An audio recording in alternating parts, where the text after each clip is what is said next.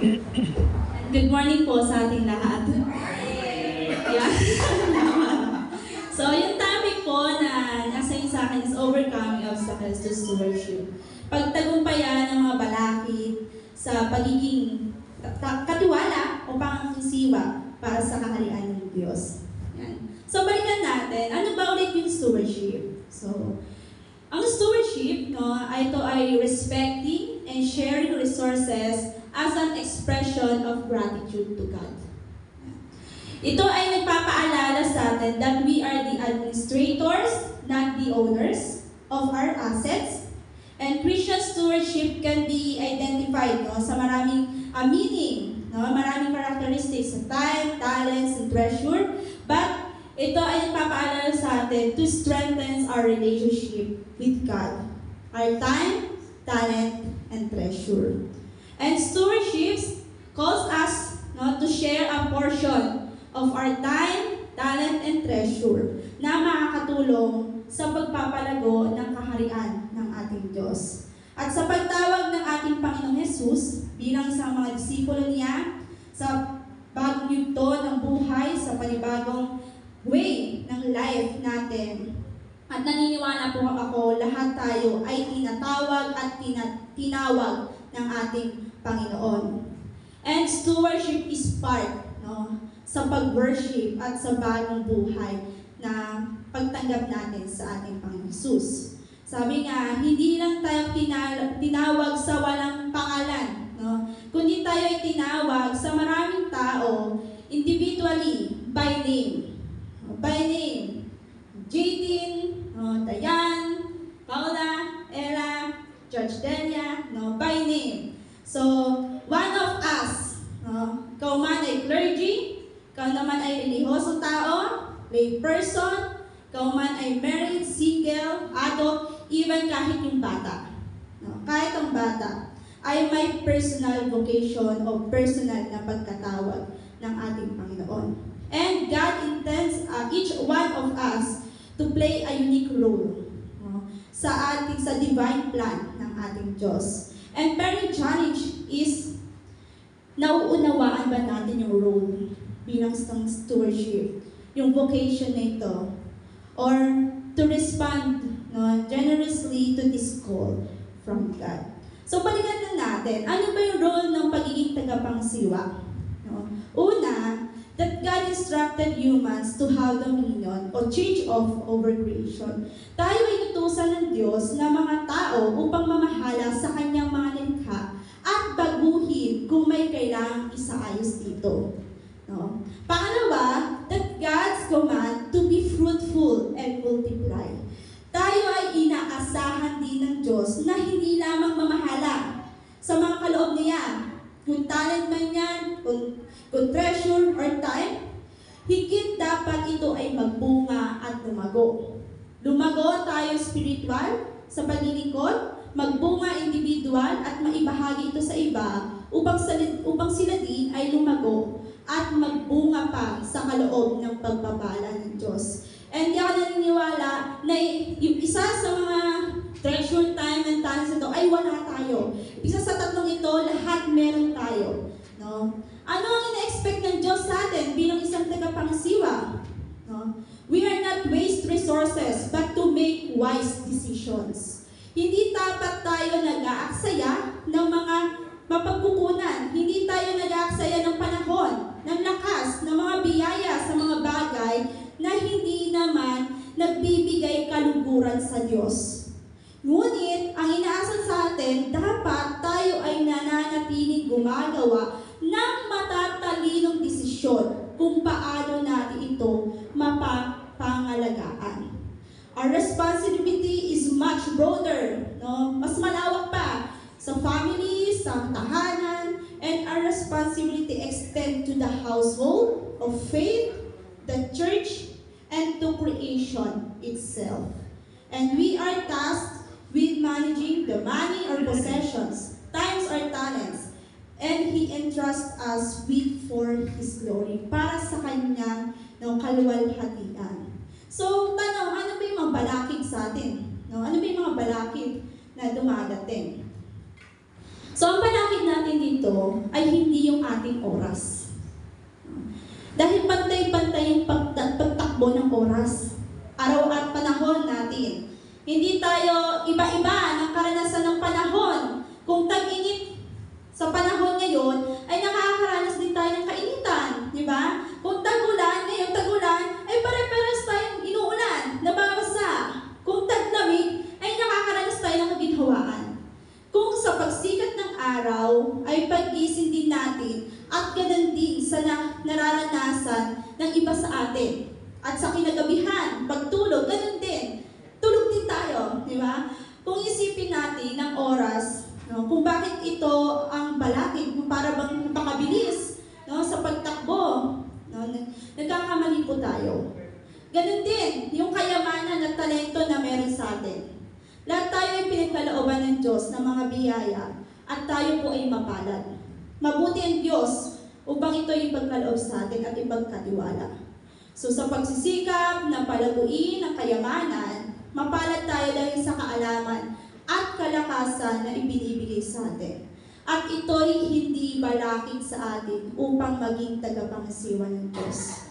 So ang naisip ko lang po at napansin ko, ang maaaring balakid sa atin tungo dapat sa mabunga at mabiyayang paglilingkod bilang tagapangasiwa ay ang ating sarili, ang ating kaisipan at ang ating puso.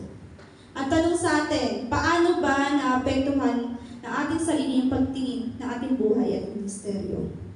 Ano ba ang kaisipan natin sa pagiging mabuting katiwala ng Diyos? Tayo ba bukas dito? Gaano ba kalalim ang pag-iisip natin dito? At ito ba ay isna sa buhay natin? Ito ba ay hayal sa atin, na ano ang pagiging pagkakatiwala ng Diyos? At ito'y isang paglilingkod ko sa Diyos?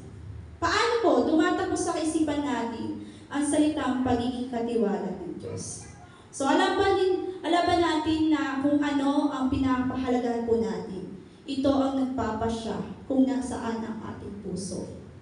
Sabi po sa Mateo 6:21, sapagkat kung saan naroroon ang iyong kayamanan, naroroon din ang iyong puso. Ano ang iyong kayamanan? So marahil ilan sa atin, maliwanag ang pagiging katiwala. Pero ano naman ang intensyon ng puso natin? Una dito ay self-serving o self-stewardship. Itinuturo sa atin ng Panginoon, no, na tayo po dapat ay patuloy na magpapasakop sa isa't isa, na pinipili ang isa't isa at paglingkuran ang isa't isa. Mahalaga po na tayo ay may pagmamahal sa ating sarili. Alam po natin yon. Ito ay pangalagaan. No? Walang masama doon. No? Ngunit tatandaan po natin na ang pagmamahal, no, at pangangalaga na nanggagaling sa Diyos, na hindi naman tayo puro sa aking lahat ng bagay na ito at kalilimutan ko ang Diyos sa buhay ko. So, pinaghirapan po natin yan ng mga bagay na natatanggap natin kasi deserve. No? Deserve natin ang bagay nito. Pero, kinalilimutan natin ang pag 10% ng pagkakaloob sa ating Diyos. Deserve ko magpahinga, pero wag po natin kaliligtaan ang araw ng pagsamba sa Diyos. At kasama ang ibang kapatiran sa iglesia. Wala akong oras sa anumang bagay sa loob ng iglesia. No? Mayroon tayong 7 araw. No? At sa 7 days na yun, meron tayong 24 hours. Diba? So, how sad? No? Para sa Diyos ay kinukuha pa natin. So, but God so good, no? Hindi niya tayo nalilimutan. Hindi na tayo kinaliligtaan sa bawat araw. So, sa bawat panalangin, paghingi, at paggabay sa atin. So, ano ang kaya nating ibigay na pasasalamat sa Diyos? Ano ang kaya mong ibigay? So, when we talk about self-stewardship, it translates as taking care of oneself. Tending ourselves is our own responsibility. But, sabi nga, abandonment of God's commandment and trusting in their own wisdom. Dapat po nating makita na ang Diyos bilang tagapanglaan at pinagmumulan ng lahat ng mga mapagkukunan. At dapat nating gamitin ito, ang oras, lakas, at mga ari-arian upang isulong ang kanyang kaharian, hindi ang ating sarili. Kapag natapagtanto po natin na tayo ang mga tagapamahala ng mga napagkukunang ito at hindi tagapag-angkin ng mga bagay nito, mababago nito kung paano din natin ginagamit ang mga bagay nito. No? Sa talento, magaling ka may kumanta, sumayaw, no? Ibang mga talento, mag-lead, no? Magturo, iba pa, no? Talents, treasure, ang kayamanan o ari-arian, yung time, no? Na meron tayo. Lahat yan ay ibabalik natin sa ating Diyos. Stewardship, it is about exercising our God-given dominion over His creation and fulfills our roles as caretakers and stewards. So, paano ba natin ito mapagtatagumpayan? So, sa Makati, bumiyahe pa ako, napakatagal ng biyahe. Ang dami kasi traffic lights, di ba? Mga stop lights, ilan-ilan yung doon. So, napakatagal. Pero, nakapag-reflect ako dito, as a reminders din sa atin. Sabi nila, kung sa mga driver, sa pag-drive daw, dito din daw natin nakikilala ang tunay na pagkatao ng isang tao. Tama ba? No? Paano siya nagiging alisto sa pag-drive? Diba? Sa paligid niya. Kapag may pasaway na driver, ano yung sagot natin? Ay! Yung gano'n, di ba? So, doon natin nalalaman, di ba? Yung kilos at pananalita, yung pasensya natin, di ba? At pagiging disiplinado bilang isang mabuting mamamayan. Ngayon, i-connecta po natin siya bilang isang katiwala ng Diyos. Una, yung red, stop. No? Sabi dito, huminto muna tayo. Huminto muna tayo sandali. Diba? Sa paghinto natin, pag-isipan natin yung paglilingkod natin sa trabaho, sa loob ng pamilya, sa school at sa simbahan. Ang tanong, nakakapaglingkod ba tayo sa Diyos? Ano yung ministeryo natin bilang isang tagapangasiwa? Kung wala pa at hindi natin maisip, mag-stop muna tayo. Panandali. At isipin natin, kung meron na tayong ministeryo, kamusta ba ito?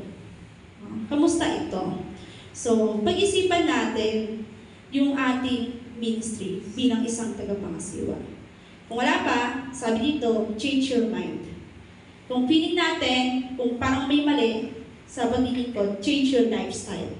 Change your mind, change your lifestyle. Kung gusto mong baguhin ang iyong buhay, magsimula ka sa pagbabago ng paraan ng pag-iisip mo. Ang pagbabago ng iyong mga iniisip ay ang susi sa isang bagong simula. So, nagkakaroon ka ng mga sariwang pag-iisip at mga sariwang saloobin. Sinasabi nga rin sa Roma 12:2, hayaan ninyong baguhin ng Diyos ang inyong pag-iisip upang maunawaan ninyo ang kanyang kalooban. Kung isip nyo, parang wala naman akong talento may aambag sa trabaho, sa iglesia, sa pamilya ko. Isipin ninyo, stop muna kayo at isipin ninyo, ipanalangin ninyo ano ang kalooban ng Diyos. Sa gayon, magagawa ninyo kung ano ang mabuti, kalugod-lugod, at ganap na kalooban ng Diyos. Lagi tayong mag-focus sa kung anong sinasabi ni Lord. Palagi tayong mag-connect. Huwag po natin kalilimutan, mag-connect tayo kay God sa pamagitan ng kanyang mga salita. At hayaan siyang mag-lead sa atin. Na sinasabi sa Kawikaan 3:6, sa lahat ng iyong gawain. Po yun lahat. No, walang sinabi yung sa lahat ng iyong gawain sa iglesia lang. Sa lahat ng iyong gawain sa pamilya lang. Lahat, no? Kasama natin yun. Sa lahat ng iyong gagawin, sabi nga, siyang nga'y alalahanin. No, alalahanin natin lagi si Lord upang ika'y patnubayan sa iyong mga tatahakin. Pangalawa, change your mind. Yung una, change your lifestyle. Pangalawa, transform our hearts. Dalawang bagay, mind and heart. No, ask God to renew your heart day by day. Nasa puso dapat magsisimula ang tunay na pagbabago. Kung iniisip lang natin, baliwala, dapat parehas. No? Ipinadala ng Diyos ang kanyang salita at Espiritu sa atin. At tayo ay tumutugon sa pamamagitan ng paglalagay ng ating pananampalataya kay Kristo. At ang kaisipan natin na hayaang baguhin ang ating puso at pagkatao. Kaya nga, di ba, love your God with all your heart, di ba? With all your mind, soul, strength, lahat na, di ba? Ganun din, hayaan natin na ang Diyos ang siyang magbago ng ating puso at pagkatao. At maging karapat-dapat na katiwala ng Diyos. Ipanalangin po natin na ang patuloy na baguhin ng Diyos ang mga puso natin para sa Kanya.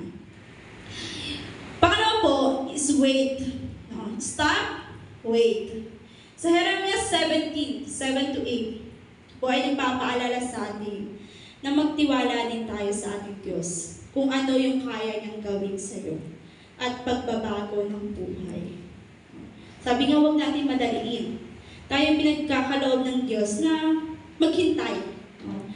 Sabi nga doon, basahin ko sa inyo, pero mapalad ang taong nagtitiwala at lubos na umaasa lamang sa Kanya.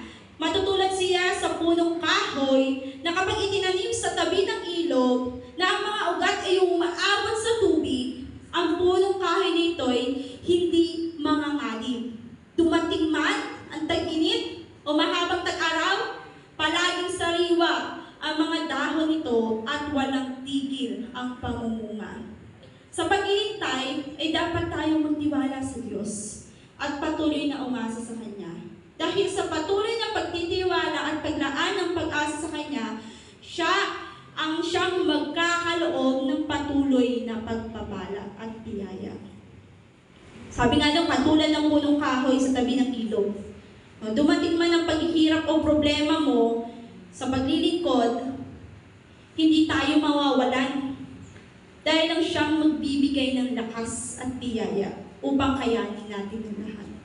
Magtiwala tayo sa Diyos at maghintay sa mga bagay na ipagkakaloob niya para sa ikalalago po ng bawat isa.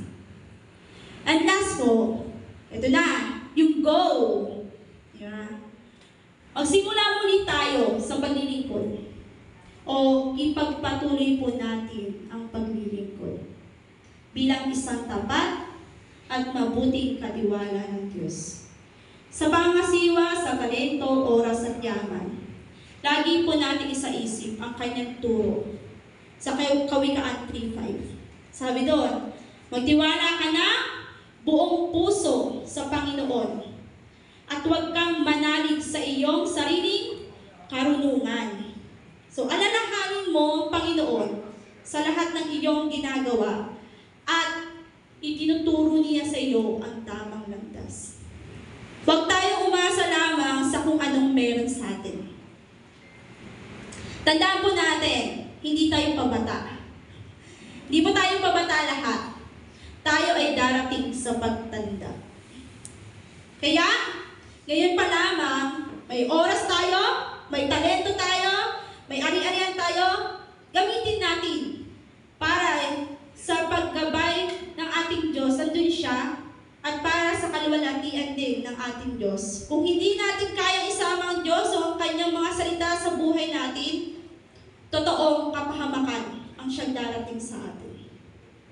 Kapahamakan na maaaring hindi tayo masaya sa anumang tanyag o meron tayo. Di natin madama ang tunay na ligaya. Kapahamakan sa maling mga desisyon. At kapahamakan na antong sa pagsira ng buhay natin. So maging matalino tayo. Maging matalino sa lahat ng desisyon at isama natin ang Diyos. Tayo ay sabi nga ay patuloy na sumangguni or lumapit sa ating Diyos. At ang Diyos ang laging nandyan. Kung kaya lagi natin alalahanin ang ating Panginoon sa lahat ng ating paggawa. At hindi tayo mabibigo. Ituturo niya yung lahat ng bagay. Ituturo niya lahat ng bagay na yan. Kahit dumating ka man sa problema, sa paghihirap sa paglilingkod, paghihirap sa paglilingkod sa pamilya, no? Sa trabaho, ituturo niya lahat ng bagay. Sa simbahan, sa pamilya man yan, at kung saan man tayo pumunta, upang makatulong sa ibang tao. Kaya po muli, lagi nating alalahanin, stop, wait, and go. Kaya po, sa aking pagtatapos, laging tatandaan, ang tapat na paglilingkod ay lumalago, nagbubunga, at puno ng kagalakan sa puso. At ang hindi tapat na katiwala ay humahantong sa kalungkutan at maaaring lumayo sa presensya ng Diyos. Nagpalain po tayo ng ating Panginoon.